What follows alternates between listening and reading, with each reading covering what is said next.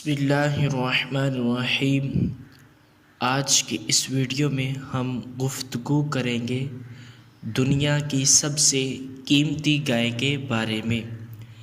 Video شروع کرنے سے پہلے اگر آپ ہمارے چینل پر نئے ہیں تو پہلے اسے سبسکرائب کر لیجئے اور بیل آئیکن کو بھی دبا لیجئے تاکہ ہماری ہر آنے والی نئی ویڈیو آپ تک پہنچ سکے۔ ویڈیو پسند آئے تو اسے لائک اور شیئر ضرور کیجئے۔ تو چلے اب ویڈیو شروع کرتے ہیں۔ یہ بہت ہی اہم اور نہایت ہی شاندار قرآنی واقعہ ہے، اور اسی واقعہ کی وجہ سے قرآن مجید کی اس سورت کا نام سورت بقرہ رکھا گیا ہے۔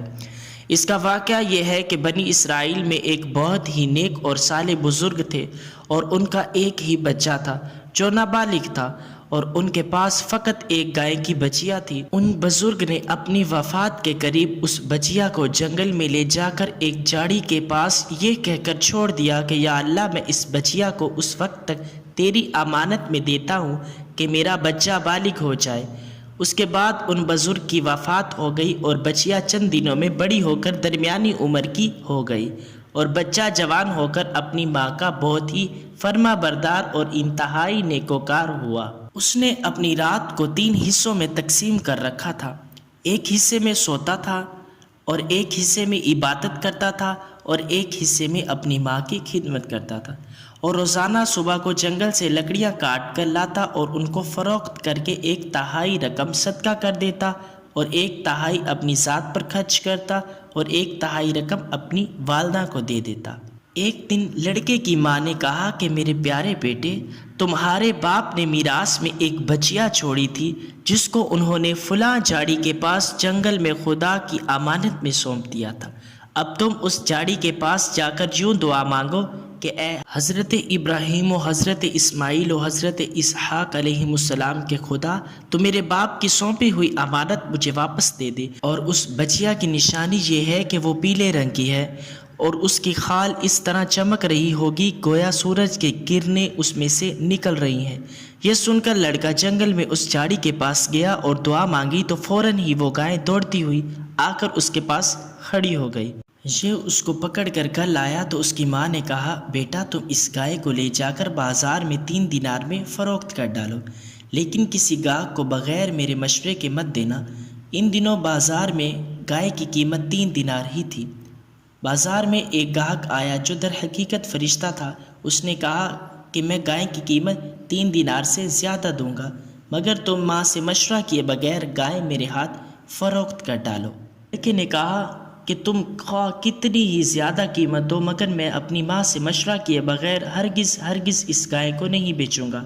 لڑکے نے ماں سے سارا ماجرا بیان کیا تو ماں نے کہا، یہ گاہک شاید کوئی فرشتہ ہو، تو اے بیٹا تم اس سے مشورہ کرو کہ ہم اس گائے کو ابھی فروخت کریں یا نہ کریں۔ چنانچہ اس لڑکے نے بازار میں جب اس گاہک سے مشورہ کیا تو اس نے کہا کہ ابھی تم اس گائے کو نہ فروخت کرو، آئندہ اس گائے کو حضرت موسیٰ علیہ السلام کے لوگ خریدیں گے، تو تم اس گائے کے چمڑے میں سونا بھر کر اس کی قیمت طلب کرنا، تو وہ لوگ اتنی ہی قیمت دے کر خریدیں گے۔ چنانچہ چند ہی دنوں کے بعد بنی اسرائیل کے ایک بہت مالدار آدمی کو، جس کا نام عامیل تھا، اس کے چچا کے دونوں لڑکوں نے اس کو قتل کر دیا اور اس کی لاش کو ایک ویرانے میں ڈال دیا۔ صبح کو قاتل کی تلاش شروع ہوئی، مگر جب کوئی سراغ نہ ملا تو کچھ لوگ حضرت موسیٰ علیہ السلام کی خدمت میں حاضر ہوئے اور قاتل کا پتہ پوچھا، تو آپ نے فرمایا کہ تم لوگ ایک گائے ذبح کرو اور اس کی زبان یا دم کی ہڈی سے لاش کو مارو، تو وہ زندہ ہو کر خود ہی اپنے قاتل کا نام بتا دے گا۔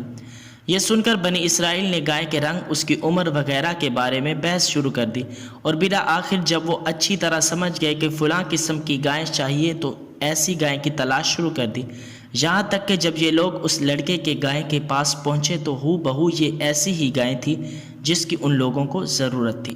چنانچہ ان لوگوں نے گائے کو اس کے چمڑے میں بھر کر سونا اس کی قیمت دے کر خریدا، اور ذبح کر کے اس کی زبان یا دم کی ہڈی سے مقتول کی لاش کو مارا، تو وہ زندہ ہو کر بول اٹھا کہ میرے قاتل میرے چچا کے دونوں لڑکے ہیں، جنہوں نے میرے مال کی لالچ میں مجھ کو قتل کر دیا۔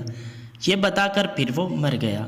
چنانچہ ان دونوں قاتلوں کو قصاص میں قتل کر دیا گیا، اور مرد صالح کا لڑکا جو اپنی ماں کا فرما بردار تھا کثیر دولت سے مالا مال ہو گیا۔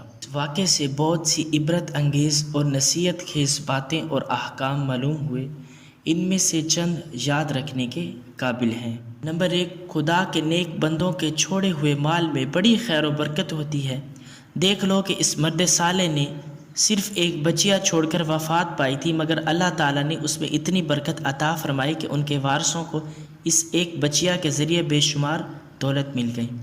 نمبر 2، اس مرد صالح نے اولاد پر شفقت کرتے ہوئے بچیا کو اللہ کی امانت میں سونپا، تو اس سے معلوم ہوا کہ اولاد پر شفقت رکھنا اور اولاد کے لیے کچھ مال چھوڑ جانا یہ اللہ والوں کا طریقہ ہے۔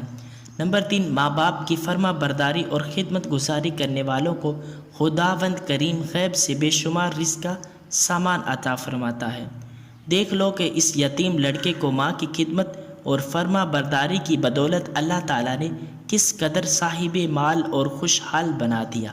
نمبر 4، خداوند قدوس کے احکام میں بحث کرنا مصیبتوں کا سبب ہوتا ہے۔ دیکھ لو کہ بنی اسرائیل کو ایک گائے ذبح کرنے کا حکم ہوا تھا، وہ کوئی سی بھی ایک گائے ذبح کر دیتے تو فرض ادا ہو جاتا، مگر جب ان لوگوں نے بحث شروع کر دی کہ کیسی گائے ہو، کیسا رنگ ہو، کتنی عمر ہو، تو مصیبت میں پڑ گئے کہ انہیں ایک ایسی گائے ذبح کرنی پڑی جو بالکل نایاب تھی، اس لیے اس کی قیمت اتنی زیادہ ادا کرنی پڑی کہ دنیا میں کسی گائے کی اتنی قیمت نہ ہوئی، نہ آئندہ ہونے کی امید ہے۔ نمبر 5، جو اپنا مال اللہ تعالیٰ کی امانت میں سونپ دے، اللہ تعالیٰ اس کی حفاظت فرماتا ہے اور اس میں بے حساب خیر و برکت عطا فرماتا ہے۔ نمبر 6، جو اپنے اہل و عیال کو اللہ تعالیٰ کے سپرد فرما دے، اللہ تعالیٰ اس کے اہل و عیال کی ایسی پرورش فرماتا ہے کہ جس کو کوئی سوچ بھی نہیں سکتا۔ نمبر 7، امیر المومنین حضرت علی رضی اللہ تعالیٰ عنہ نے فرمایا کہ جو پیلے رنگ کا جوتا پہنے گا وہ ہمیشہ خوش رہے گا اور اس کو غم بہت کم ہوگا، کیونکہ اللہ تعالیٰ نے پیلی گائے کے لیے یہ فرمایا کہ تسر الناظرین، کہ وہ دیکھنے والوں کو خوش کر دیتی ہے۔ نمبر 8، اس سے معلوم ہوا کہ قربانی کا جانور جس قدر بھی زیادہ بے عیب اور خوبصورت اور قیمتی ہو، اسی قدر زیادہ بہتر ہے۔